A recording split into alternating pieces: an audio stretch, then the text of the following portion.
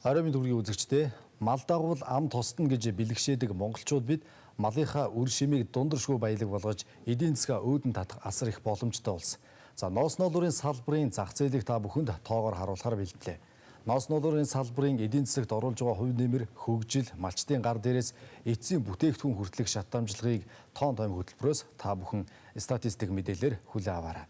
Монгол улс энэ оны эхний хагас жилийн байдлаар 3,000 тонн бохир ноолуур, 185,000 тонн самсан ноолуур гаргаснаар 159 сая Америк долларын экспортын орлого олсон нь манай улсын нийт экспортын 8%-ийг бүрдүүлж байгаа нь баггүй зүйлт юм.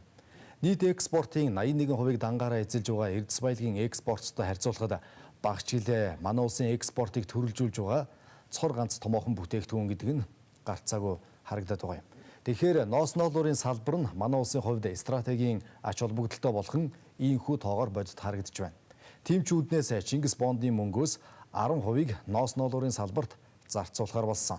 За тодорхой хэлэх юм бол 6%-ийг ноолуурын салбарт зарцуулахар болсон. 6% гэдэг бол 1.5 тэрбум Америк долларын 6% бол 90 сая Америк доллар. Өнөөгийн доллартай харьцаж байгаа төгрөгийн ханшаар тооцоод үзэх юм бол 130 тэрбум төгрөгийг ноолуурын салбарт Чингис бондноос зарцуулахар болсон.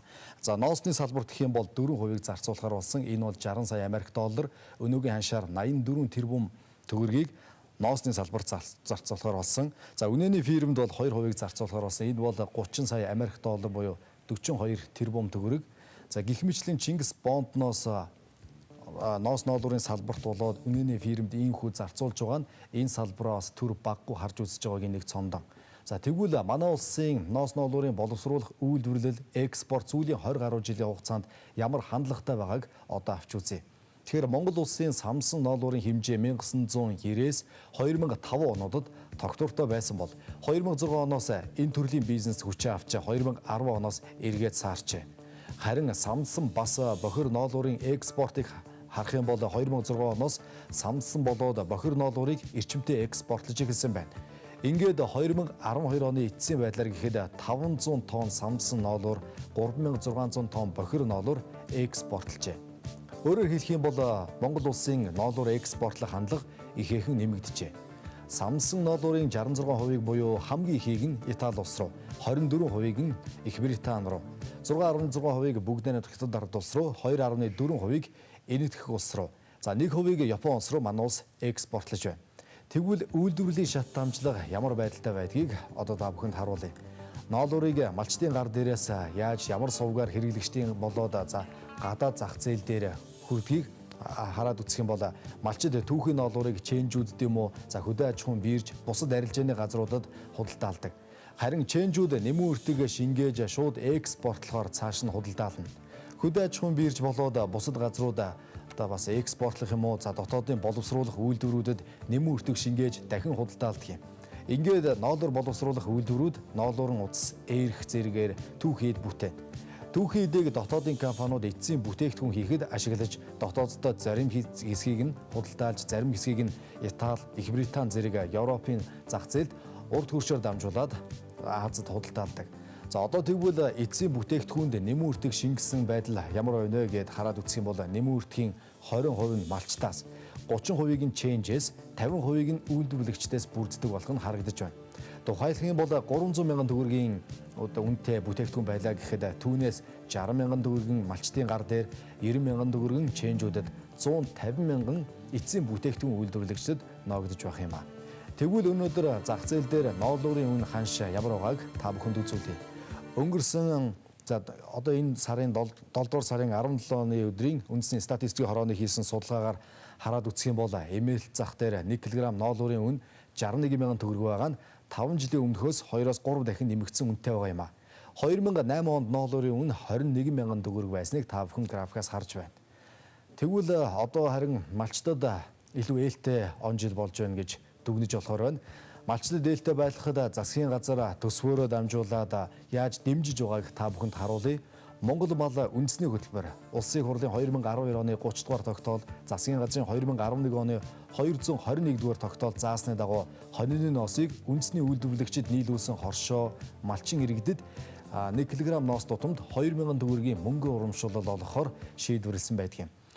Тэгэхээр мал хамгаалах сан гэж бас байдаг. Мал хамгаалах сан нь Монгол Улсын засгийн газрын 2001 оны 246 дугаар тогтоолоор мал сүргийг ган зууднаас хамгаалахад туслах үндэсний хөтөлбөрийн хүрээнд мал сүргийг байгалийн гамшигаас хамгаалах, тогтолцоо бүрдүүлэх, за бас тусламжийн сүлжээ бүрдүүлэх, мал сүргийг тогтвортой өсгөх үндсийг хангах, мал сүргийг ган зуудаас сэргийлж хамгаалах, байгалийн гамшиг тохиолдсон үед хүн хүч бас хөрөнгө санхүүгийн нөөцийг зөв зохистой ашиглах зорилгоор хөрөнгийн их усүр бүрдүүлж урт богино хугацаатай хөнгөлөлтөө нөхцлөөр зээл олгох зорилготой байгуулсан юм.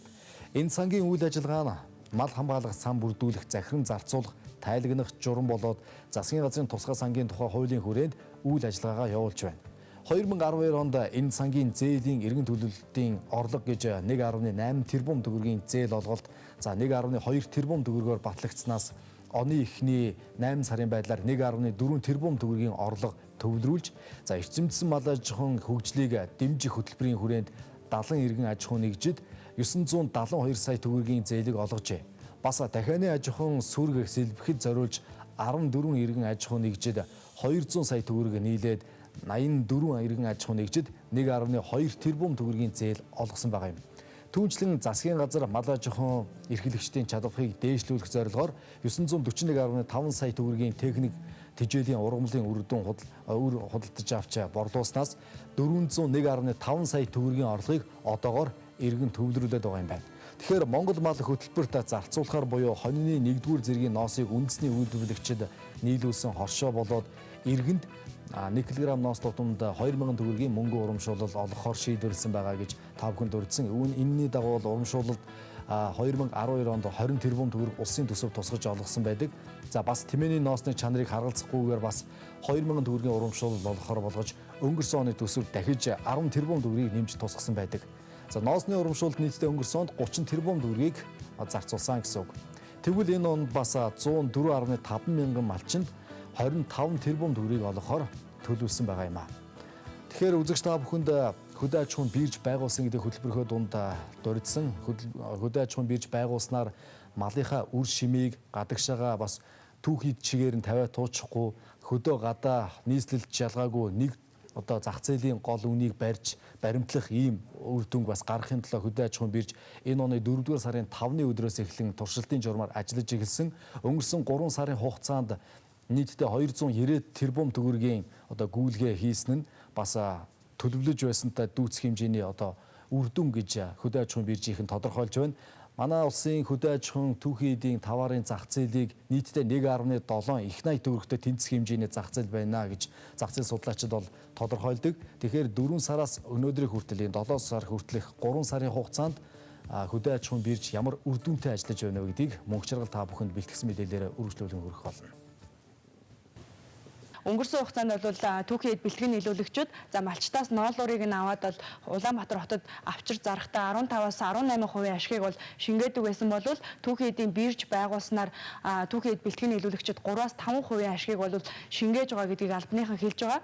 Тэгэхээр өнгөрсөн хугацаанд нийтдээ бол 288 тэрбум төгрөгийн гүйлгээ хийхэд за энэ нь бол зөвхөн малчтын амьдралд эерэг нөлөөг үзүүлээ зогсохгүй малчид хөдөө аж ахуйн биржээр дамжуулан нэгдсэн үнийн мэдээлэл авахаас гадна за үйлдвэрлэгчид бас томоохон үр нөлөөг үзүүлж байгаа. Тэгэхээр өнөөдөр манай улсын бас түүхийн эдийн дийлэнх хувь нь урд хөрш рүү түүхийгээр буюу нэмэгдэх шингээгүй байдлаар гаргадаг байсан бол түүхийн эдийн бирж байгуулснаар урагшаа түүхийн эдийг бол гаргахтаа заавал биржийн арилжаагаар дамжсан байх ёстой гэдэг заалтыг тавьж байгаа нь бол түүхийн эдийг гадагшин нэмэгдэх шингээхгүй байх тал дээр томоохон бас хаалт хориг болж байгаа гэдэг дээр бол албаныхан дараах тайлбарыг хийж байгаамаа.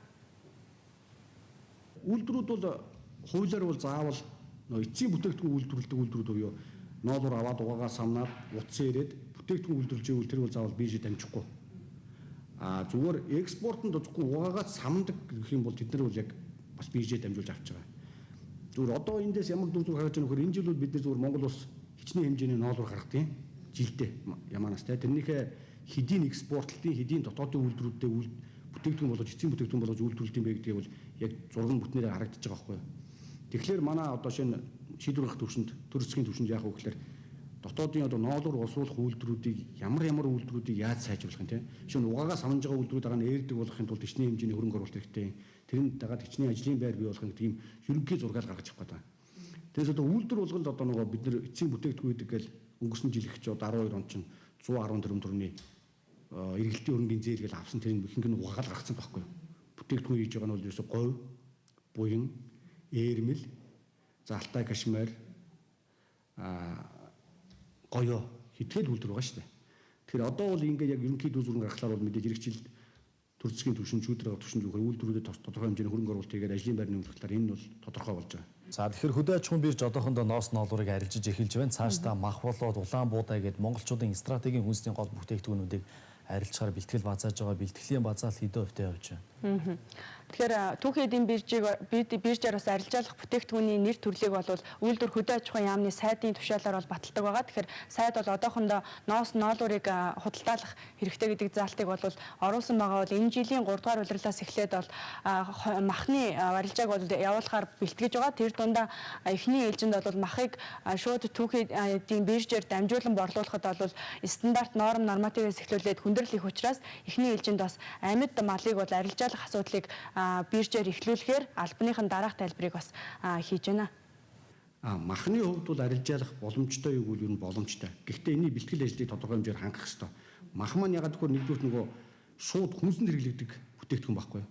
Тийм учраас энэний махыг хөдөөж бэлтгэлийн арга нь үйлдвэрийн аргаар эрүүл ахуйн шаардлага хангасан орчинд бэлтгэж нөгөө зах зээлд нийлүүлэх шаардлагын тэр үйлдвэрүүд нь Монголд бүрэн бүх орон нутагт хамарсан байдлаар байж чадж гэнэ үгүй гэдэг асуудал жоохон эргэлзээтэй байхгүй юу. Тэгэхээр энэ бэлтгэл ажил хангагдаад энэний дараагийн үе шатн дээр бол махыг арилжуулахад боломжтой. Тийм учраас эхлээд бид нар мах шууд арилжахгүйгээр зүгээр мал арилжъя гэж байгаа. Амьд малын арилжаа явуулах юм бол үйлдвэрүүд нь амьд малаа орон нутгаас бэлтгэж авчаад үйлдвэрийн аргаар бэлдээд буцаага зах зээлд нийлүүлэх юм бол яг нөгөө нэмэгдэл дамжлагуудын багасхийг гэсэн тийм үүднээс малыг оруулъя гэж байгаа. Мах бол мэдээж явж орж болно. Тэгвэл тэр нь тодорхой үе шаттайгаа нөгөө үйлдвэрийн аргаар ядалдаг үйлдвэрүүд нь бий болсны дараа бол энэ орж боломжтой. Гараас гарт дамждаг түүхийн эдийн арилжааг нэгдсэн зохион байгуулалтанд оруулснаар зөвхөн эдийн засагт бас мөнгөний урсгалыг нэмээд зогсохгүй цаашид далд эдийн засгийг ил эдийн засаг болгоход бас томоохон дэмжлэг үзүүлэх юм. Тэгэхээр өнөөдрийн байдлаар бол түүхийн эдийн бирж дээр бэлэн бараа бүтээгдэхүүний арилжаа явагдаж байгаа бол энэ оны 3 дугаар сараас эхлээд за үүсмэл санхүүгийн хэрэгслээр дамжуулах буюу гэрээний арилжааг явуулж эхэлнэ гэдгийг албаныхан хэлж байгаа. Гэрээний арилжаа гэдэг нь өнөөдөр түүхийн эдийн бүтээгдэхүүн бол улирлын чанартаагаар буюу ноос ноолуурын бэлтгэх улирлын үеэр бол арилжаа явагдаж байгаа бол за гэрээний арилжаа явагдаж эхэлснээр 3, 6, 9 сараар бол тухайн бүтээгдэхүүний гэрээг бол урьдчилан хийж за байнгын түүхий дээр хангагдахын боломжийг бол биржээр дамжуулан хийх боломжтой болох юм а.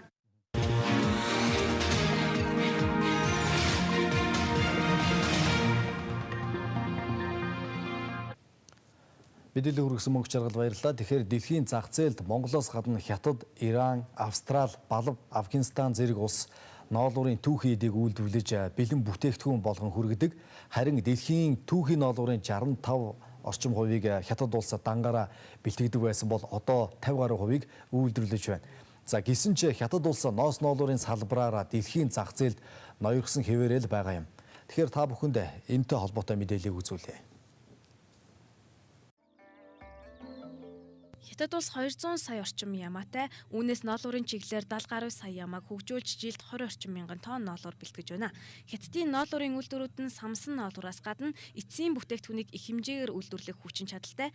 Самсан ноолуур бэлтгэх тоног төхөөрөмжийн хүчин чадлаар нь авч үзвэл Хятад улсад дэлхийн эхний 4 том үйлдвэр байрлаж байна. Хэдийгээр ноолуурын түүхийн эдийн 3/2-ыг Хятад, Монгол 2 улсад үйлдвэрлэдэг боловч ноолуур боловсруулах үйлдвэрлэл барууны орнуудад ялангуяа Итали, Их Британь зэрэг орнуудад өндөр хөгжжээ. Тиймээс жил бүр Хятад улс ноолуурын бүтээгдэхүүний нарийн судалгаа хийж ажилтдаг. 2005 оноос хойш ноолуурын бэлэн бүтээгдэхүүний үйлдвэр хурдцтай хөгжиж, сүлжмэд бүтээгдэхүүн дээр нийтдээ 20 гаруй сая орчим ширхэг бүтээгдэхүүн экспортлдог болжээ. Экспортод бүтээгдэхүүнээ гаргахаас гадна Хятад улсын иргэдийн худалдан авах чадвар сайжирч байгаа гэж үздэг. Дэлхийн ноос ноолуурын бүтээгдэхүүний зах зээлийн дийлэнх хэсгийг Америкийн нэгдсэн улс, Япон, Европын орнууд эзэлж, эдгээр улсуудаас шалтгаалж ноос ноолуурын бүтээгдэхүүний үн ханш хэлбэлцдэг байх юм а. 2000 оны байдлаар дэлхийн ноолуурын зах зээл дээр жилд дунджаар 15 мянган тонн түүхийн ноолуур бэлтгэж, үүний 65%-ыг Хятад улс дангаар бэлтгэдэг байсан бол Хятад улсын эдийн засгийн байдлаас шалтгаалan олон үйлдвэрэн зогсож тэдний ноолуурын бүтээгдэхүүний ноёрхол ажмаар буурч байна. Хятад улсын ноолуурын 68%-ыг бэлэн бүтээгдэхүүн, үлдсэн 32%-ыг самсан ноолуур эзэлж байгаа юм. Ноолуурын чиглэлийн Ямааны хувьд түүхийн эдийн үндсэн шинж чанараар Монгол Хятадын ноолуур чанартай тооцогддог. Олон улсын зах зээл дээр ноолуурын дундаж голч нь түүхийн эдийн чанарыг харьцуулах чухал үзүүлэлт юм а. Ноолуур 15 микрон болж нарийсах тусам өндөр үнэтэй бүтээгдэхүүн хийхэд тохиромжтой байдаг. Тэгвэл Хятад ба Монгол Ямааны голч 14.5-аас 16.5 микрон хүртэл, Иран болон бусад орны ноолуурын нарийн дунджаар 17.5-аас 19.5 микрон ба түүнээс дээш байдаг.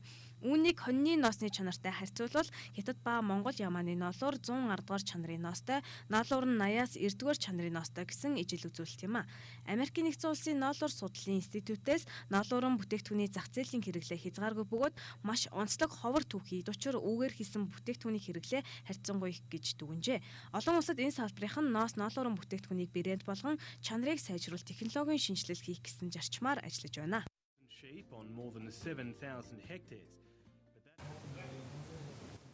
Тэгэхээр үзэгч та бүхэнд ноос ноолуурын зах зээл өнөөдөр ямар байна вэ гэдгийг албаны тоо буюу үндэсний статистикийн хорооноос гаргадаг тоон дээр тулгуурлаж тоон хөтөлбөр хүргэж байна. Хөтөлбөрийнхөө төгсгөлд бас дүгнээд хэлэхэд өнөөдөр самсан ноолуур тооны хэмжээгээр аваад үзэх юм бол сүүлийн 23 жилийн хугацаанд буюу 1990 оноос хойш ямар үзүүлэлт явж ирсэн бэ гэдгийг та бүхэнд бас наривчлан хэлье. 1990 онд 240 мянган тонн ноолуур самнаж байсан бол манай улс энэ байдал буцаж жоохон буурснаа 95 оноос нэмэгдсэн байдаг. 421 мянган тонн болоод буцаж 2000 онд 450 мянган тонн гээд 2000 он хүртэл 90-с 2000 он хүртэл 10 жилийн хугацаанд бол 400 мянган тонн хүртэл хамгийн дээд түвшиндээ хүрч байсан бол буцаад 2005 он хүртэл нэмэгдсэн байдаг. 582 мянган тонн. За ингээд 2010 онд 825 мянган тонн гээд за 2012 оны байдлаар 417 мянган тонн одоо ноолуур самсан байдаг. Гихмичлэн гээд 500 жилдээ 500 мянган тонн ноос хамнах хэмжээнд одоо Монгол улс ирж нэмэгдээд байна. За бохир ноолуурын хэмжээ гэх юм бол 3600 тоннд хүрсэн байгаа. За ноолуурын экспорт үүнийг дагаад ямар байдалтай явж ирж байна вэ гэдгийг графикаар бас задлаад хэлэх юм бол 1990 онд бас нэлээд бага хэмжээнд байсан бол 93-94 онд нэмэгдснээ 2000 онд бас арай нэмэгдсэн үзүүлэлтийг харуулсан байдаг.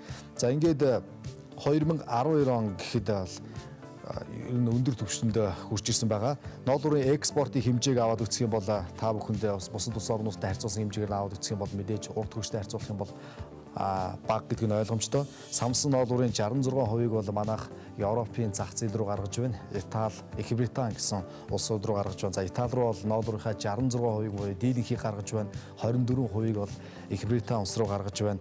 За 6.6%-ыг л урд хөрш рүү гаргаж байна. Урд хөрш бол өөрсдөө асар их нөөцтэй дэлхийн хэрэглээний 65%-ыг эзэлж байсан бол одоо 50%-ыг бол үйлдвэрлэх хэмжээний баялагтаа урд хөршийн өвөр Монгол улсын өөртөө засах орны бол ноолуур бол дэлхийд бас толгой зөгтөг. Гэхдээ чанарын хувьд бол Монголын ноолуураас бол тийм ч их чанартай байдаггүй гэдгийг бол энэ салбарын мэргэжлийнхэн хэлдэг. Хоньны самнаагүй ноосны экспортыг бас та бүхэнд ноос ноолуурын зах зээлдээ бас оруулаад хэлэх юм бол өнөөдөр хоньны самнаагүй ноосны экспорт 1990 онд бол 1500 байсан. За ингээд буцаад 93 онд бол асар их нэмэгдсэн байдаг. 23400 тоннд хүрсэн байдаг. За ингээд буцаж хоньны самнаагүй ноосны хэмжээ бол буураад 2012 онд бол 4500 тоннд хүрсэн байх жишээтэй. За ингээд аваад үзэх юм бол ноос ноолуурын зах зээл гэх юм бол хоньны ноос, Ямааны ноолуур, тэмээний ноосны экспортын хэмжээ гэдээ уялдаад явна.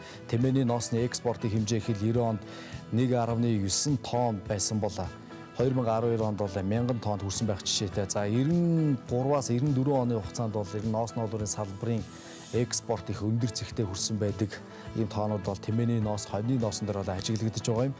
Тэгэхээр сүүлийн үед бол төсвөөрөө дамжуулаад болоод төсвөөс гадуурх одоо зарцуулж байгаа гадаад их үүсвэрээс бий болгосон хөрөнгө мөнгнөөсөө засгийн газар ноос ноолуурын салбарт баггүй анхаарлаа хандуулж байгаа учраас хонь Ямааны сүргийн тоо ч гэсэн нийт сүрэгт эзлэх хувь хэмжээ ч гэсэн жилээс жилд нэмэгдсэн байдаг. Нийт сүргийн 25%-ыг хонь, 24%-ыг Ямаа гих мэтлэн харьцаатай явж байна.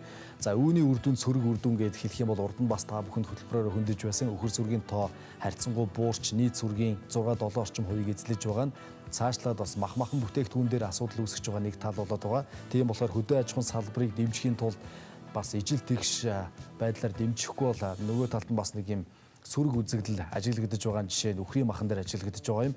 Ингээд энэ удаад би та бүхэнд ноос ноолуурын зах зээл өнөөдөр ямар байна гэдгийг үндэсний статистикийн хорооноос гаргадаг албаны тоон дээр тулгуурлаж тоймлог үзүүллээ. Анхаарлаа хандуулсан үзэгчдээ баярлалаа.